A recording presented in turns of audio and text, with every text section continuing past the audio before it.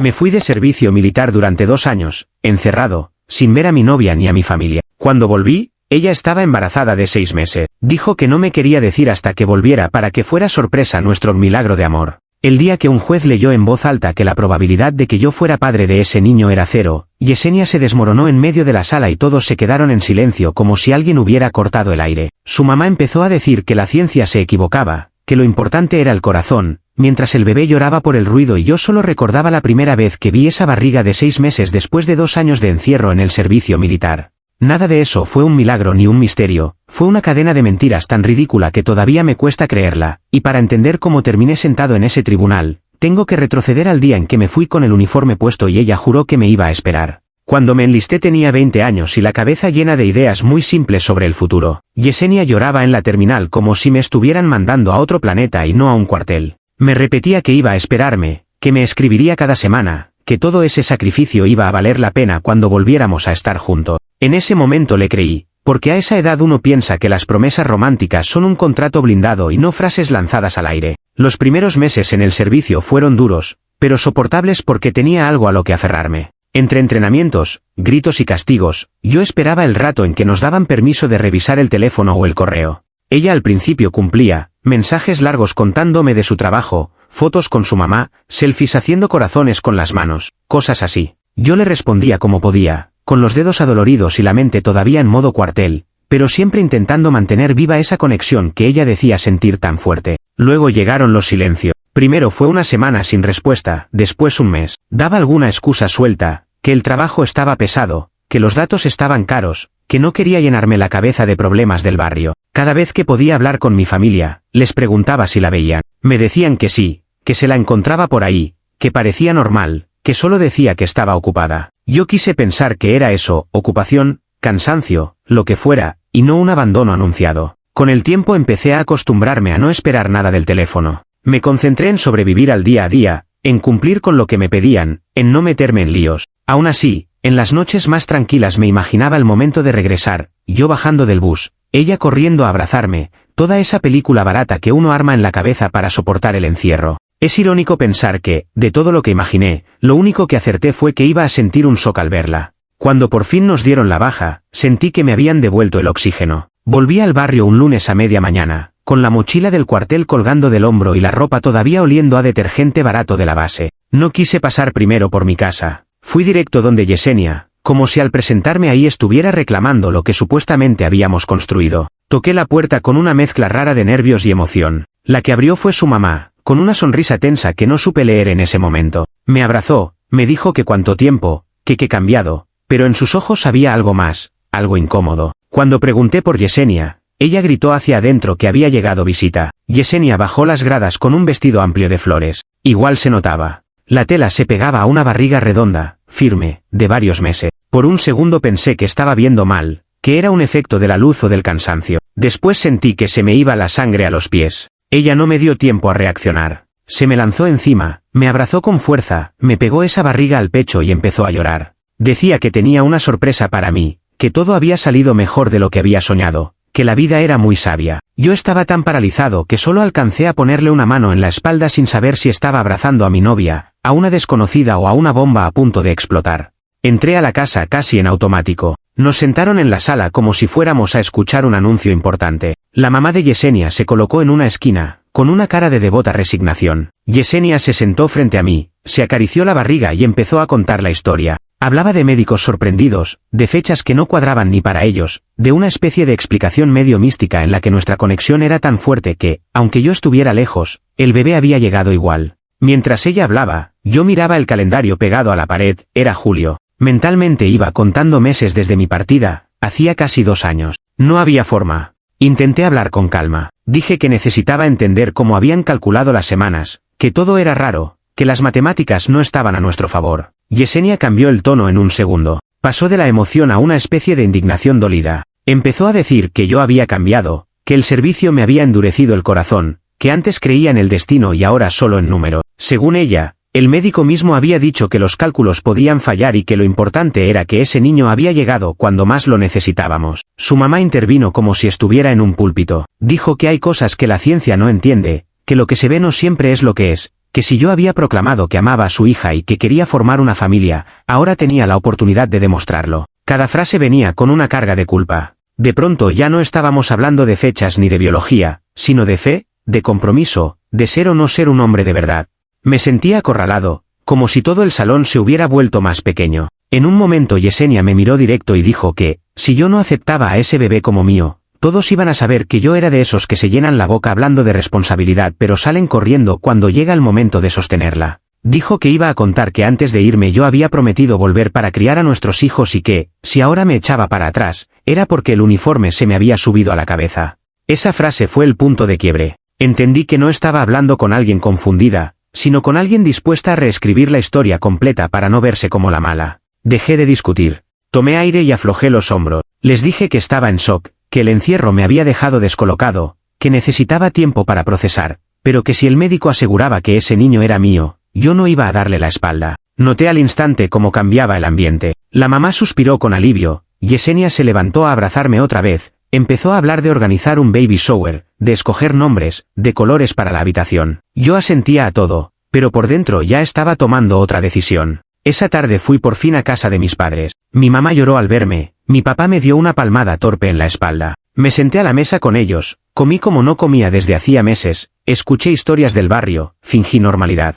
No les conté nada de la barriga, ni del milagro, ni del discurso de fe. Solo dije que Yesenia estaba bien y que luego hablaría con ellos con más calma. En cuanto tuve un momento solo en mi cuarto, saqué la mochila del cuartel y empecé a separar lo que realmente me importaba. Puse a un lado mis documentos, el dinero que había ahorrado en esos 2 años, un par de mudas de ropa, un par de recuerdos pequeños que no quería perder. Lo demás lo dejé en el armario sin mucho cuidado. No sentí que estaba ordenando para instalarme, sino empacando para huir. El ruido del barrio entraba por la ventana, los niños jugando, las motos pasando, y yo solo pensaba en que, si me quedaba, esa mentira me iba a tragar vivo. No iba a convencer a nadie con números en un ambiente donde todo se resolvía a punta de apariencia. Esperé a que se hiciera de noche. A medianoche, cuando la casa estaba en silencio, me senté a escribir una carta para mis padres. Les expliqué que necesitaba irme de la ciudad, que había algo serio con Yesenia que después les contaría, que no debían sentirse culpables ni intentar frenarme. Les pedí que no dieran mi número a nadie, que solo confiaran en que iba a estar bien. No era una despedida definitiva, pero sonaba como una salida de emergencia, porque eso era.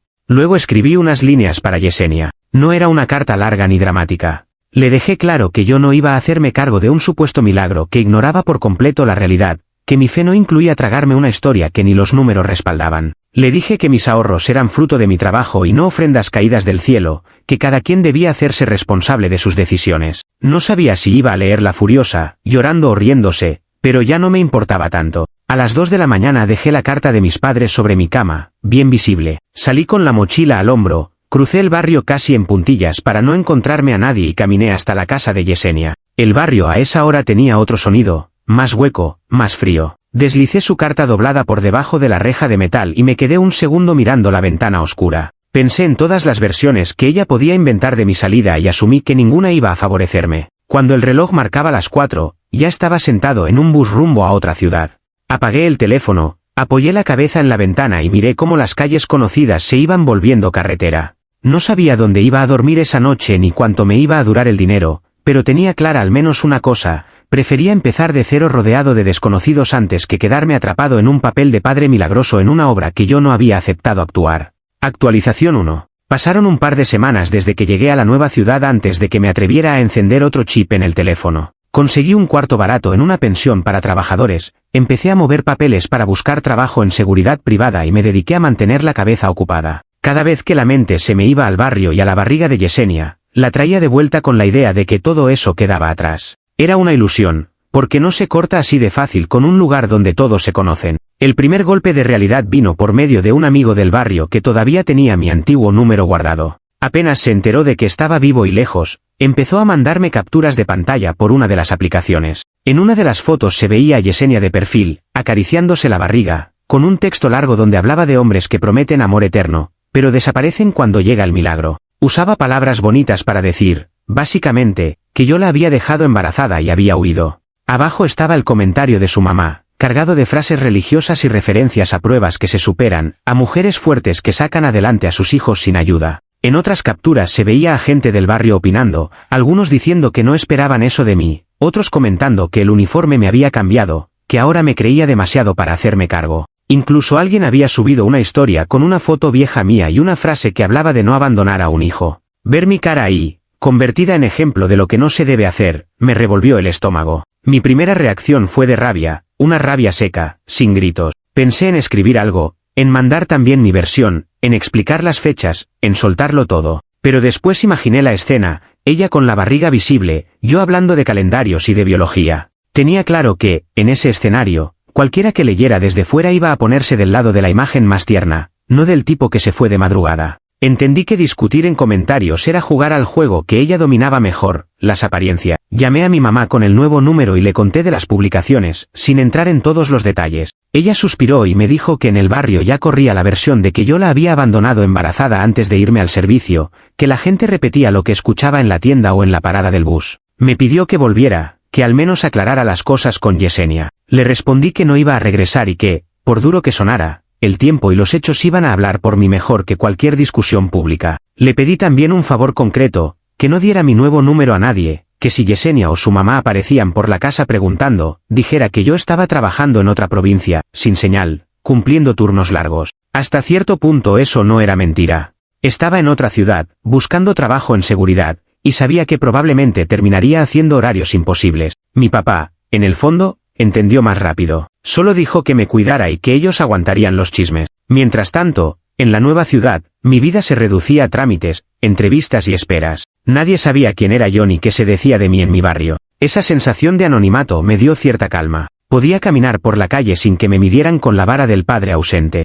Aún así, las capturas que me mandaba mi amigo seguían llegando cada cierto tiempo, mostrando nuevas indirectas de Yesenia, más frases sobre la fuerza de una madre sola, más comentarios de gente dando por sentado que yo era el villano de esa historia. En lugar de responder, dejé que todo eso se acumulara como ruido de fondo. Empecé a repetirme algo muy simple: si de verdad ese niño era mío, en algún momento alguien iba a poder probarlo con algo más sólido que un post sentimental. Y si no lo era, tarde o temprano la realidad iba a chocar con la versión que Yesenia estaba vendiendo. Mi tarea era aguantar el golpe de reputación a distancia y construir una vida donde, si llegaba el día de enfrentarse a un juez, yo tuviera algo más que la palabra para defenderme. Actualización 2. 3 meses después de haber llegado a la nueva ciudad, por fin entré a trabajar en una empresa de seguridad privada. No era el sueño de mi vida, pero era un sueldo fijo, turnos claros y la sensación de estar construyendo algo propio, lejos de todo el drama del barrio. Me asignaron primero a una bodega industrial a las afueras, turnos nocturnos, café barato y un radio como compañía. Justo cuando empezaba a sentir cierta estabilidad,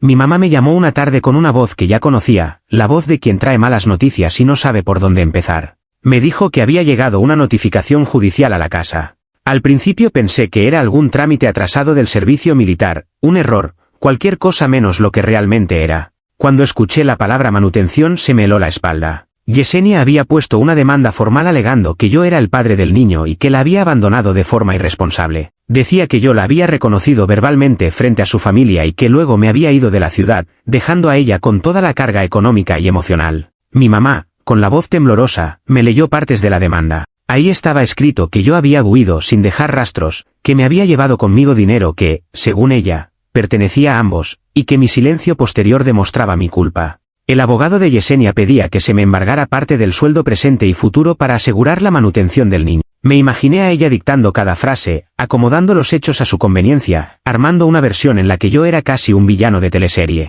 Mientras escuchaba, lo que sentí no fue solo rabia, sino una especie de cansancio profundo. Era como ver materializado en un documento sellado todo lo que ya estaba insinuando en redes, pero ahora con la intención clara de sacarme dinero. Hubo un momento, sin embargo, en que algo se acomodó dentro de mí. Me di cuenta de que, por primera vez, todo eso iba a salir del terreno de los chismes y las fotos con textos dramáticos para entrar en un espacio donde los hechos cuentan más que las historias bonitas. En medio del enojo, sentí un poco de alivio. Llamé a un abogado recomendado por un compañero de trabajo. Le conté toda la historia sin adornos, los 2 años de servicio, la barriga de 6 meses, el cuento del milagro, la presión, la carta que dejé antes de irme. Él escuchó en silencio y al final fue muy directo. Dijo que, si de verdad yo estaba seguro de que no podía ser el padre por fechas, lo primero que iba a pedir era una prueba de ADN, que Yesenia podía llenar los papeles de relatos, pero que la biología no se acomodaba tan fácil. Conseguimos que la empresa me diera los permisos necesarios para presentarme a la audiencia. El viaje de regreso fue extraño. Volver a la ciudad sabiendo que buena parte del barrio me veía como el tipo que había abandonado a su hijo no era agradable,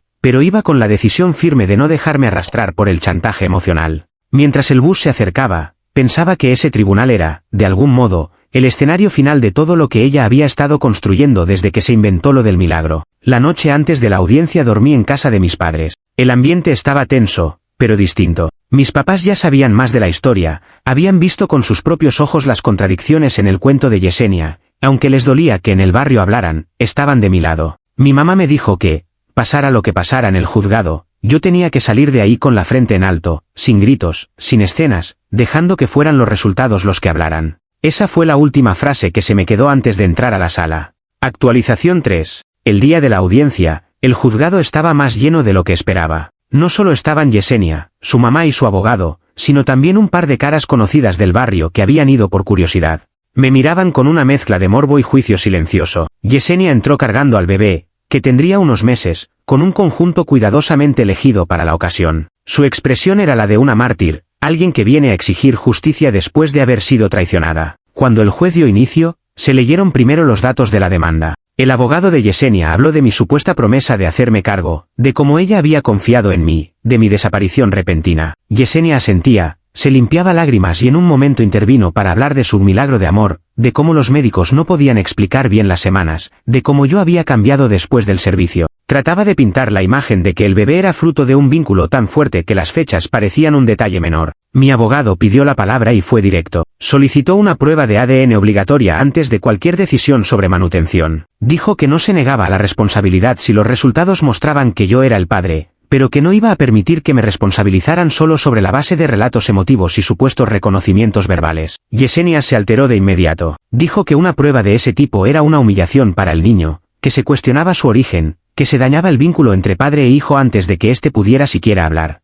El juez no se dejó llevar por la escena. Explicó que, en un caso en el que había duda legítima sobre las fechas y sobre la paternidad, la prueba de ADN era el camino más justo para todos. Dejó claro que sin ese resultado no se podía dictar sentencia de manutención. Fijó fecha para la toma de las muestras y advirtió que la negativa a presentarse podía interpretarse en contra de la parte que se negara. En ese momento, vi en los ojos de Yesenia una chispa de miedo real, no fingido. En los días siguientes, se realizó la prueba. El procedimiento en sí fue frío, casi mecánico, nada parecido a la tormenta emocional que ella intentaba montar. Cuando finalmente llegó la fecha para conocer los resultados, la sala estaba otra vez llena. El juez abrió el sobre, leyó en silencio y luego dijo en voz alta que la probabilidad de que yo fuera el padre de ese niño era 0. No hubo margen de duda, ni porcentajes raros, ni explicaciones confusas. 0 es 0. El silencio que siguió fue pesado. Yesenia empezó a llorar, pero ya no era el llanto controlado de antes, sino algo desordenado. El juez le preguntó si quería corregir su declaración anterior, si había algo que quisiera aclarar ahora que los resultados eran tan contundentes.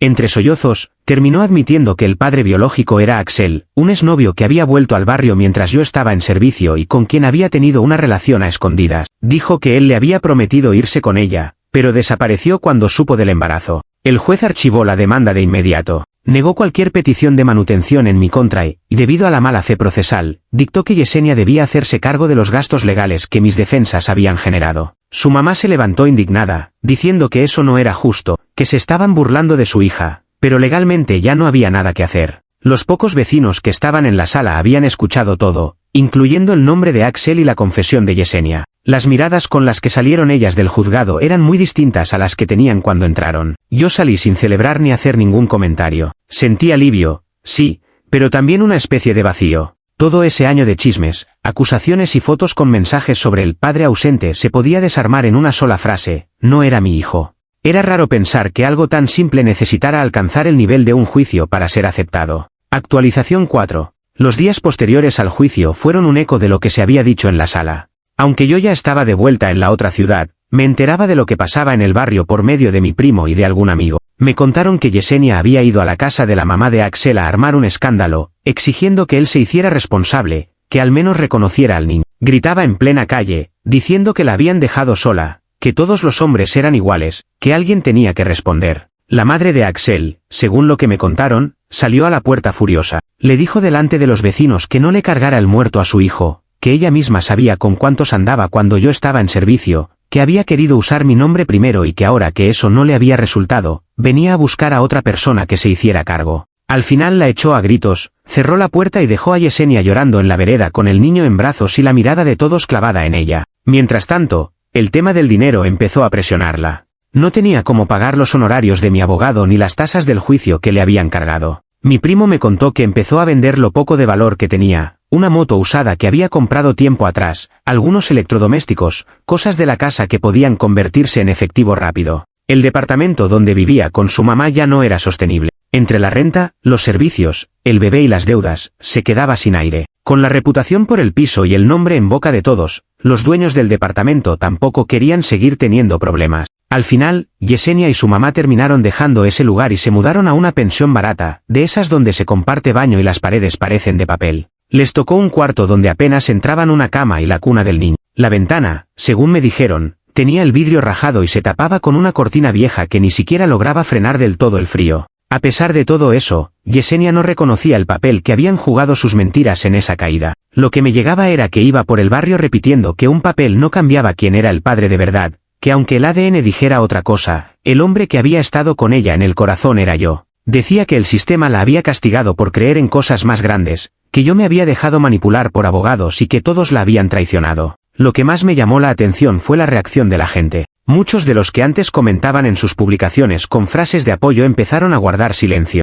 En un barrio donde todos se conocen, la confesión frente al juez y la escena en casa de la madre de Axel pesaban más que cualquier post sentimental. No es que de repente todos se pusieran de mi lado, pero la imagen de Yesenia como víctima absoluta empezó a resquebrajarse. Desde la distancia, yo miraba todo eso casi como si fuera la historia de otra persona. Seguía trabajando en la empresa de seguridad, haciendo turnos largos, aprendiendo a moverme en una ciudad que poco a poco se volvía más familiar. El ruido del escándalo se iba quedando atrás, reducido a chismes ocasionales que llegaban por mensaje. Para mí, lo importante era que ya no existía la amenaza de que me obligaran a hacerme cargo de un hijo que no era mío. Lo demás eran consecuencias que cada quien tenía que asumir. Actualización 5. Han pasado 4 años desde aquel juicio y desde que decidí irme del barrio con una mochila y mis ahorros. En ese tiempo, mi vida se ha ordenado de una forma que entonces no imaginaba. Sigo en el rubro de seguridad, pero ya no como guardia de turno sino como supervisor en un conjunto residencial grande. Tengo contrato estable, un sueldo que, sin ser espectacular, me permite vivir sin sobresaltos, y un departamento pequeño alquilado en una zona tranquila donde nadie conoce mi historia anterior. Mi relación con mis padres se mantiene a través de llamadas y visitas en feriados. Cuando voy al barrio, intento que sean visitas cortas, centradas en ellos, sin cruzarme demasiado con gente que pueda traer de vuelta el tema. Ellos, con el tiempo, dejaron de escuchar comentarios sobre Yesenia y sobre mí. El escándalo fue reemplazado por otros escándalos, como pasa siempre en lugares donde la vida se mide por lo último que pasó en la esquina. Eso también ayudó a que yo pudiera soltar el peso de estar siempre justificándome. De Yesenia sé lo justo y necesario por chismes esporádicos. Me cuentan que Axel nunca volvió realmente a hacerse cargo de nada, que aparece y desaparece como le da la gana, que nunca se interesó por formalizar nada con el niño. Dicen que ella se mantiene con trabajos eventuales, ayudando en tiendas, haciendo encargos, lo que salga. Sigue viviendo en lugares pequeños, cambiando de cuarto según el dinero le alcanza, y que su discurso todavía tiene el mismo tono: la culpa es del juez, del sistema, de los hombres que no supieron estar a su altura. Hace poco, después de mucho tiempo sin recibir noticias directas, me llegó un mensaje desde una cuenta nueva. No tenía nombre, solo una foto de perfil genérica. Cuando lo abrí, encontré una imagen del niño, ya caminando, sujetando un juguete, con una sonrisa inocente. Debajo había un texto corto que decía algo como que eso era lo que yo me había perdido por dejarme manipular. No había firma, pero no hacía falta. Reconocí la forma de intentar mezclar culpa y nostalgia en una sola frase. Me quedé mirando la foto un rato. No sentí alegría ni odio, solo una mezcla rara de compasión y distancia. El niño no tenía la culpa de nada de lo que los adultos habían hecho alrededor de su nacimiento, pero tampoco era mi responsabilidad. No respondí al mensaje. Cerré el chat, bloqueé la cuenta y guardé el teléfono. No vi sentido en abrir una nueva puerta a una historia que para mí ya había terminado en el momento en que el juez leyó aquel resultado de 0%. Esa noche salí al balcón de mi departamento y me quedé observando las luces del conjunto. Pensé en el Mauricio de 20 años que se fue al servicio creyendo que el amor lo aguantaba todo, en el que volvió a encontrar una barriga de 6 meses y un cuento de milagros improvisado. No me considero un santo ni un héroe. Tomé decisiones tarde, dejé pasar señales que estaban ahí desde el principio, confié más de lo que debía. Pero también sé que, cuando llegó el momento de trazar una línea, la mantuve. Hoy, Cuando alguien en la nueva ciudad me pregunta si tengo hijos, respondo que no. No hay necesidad de explicar toda la historia detrás de esa respuesta. Lo importante es que no vivo con la sensación de haber abandonado a nadie, simplemente me negué a cargar con una mentira que otros intentaron convertir en destino. Y para la persona que soy ahora, eso es suficiente.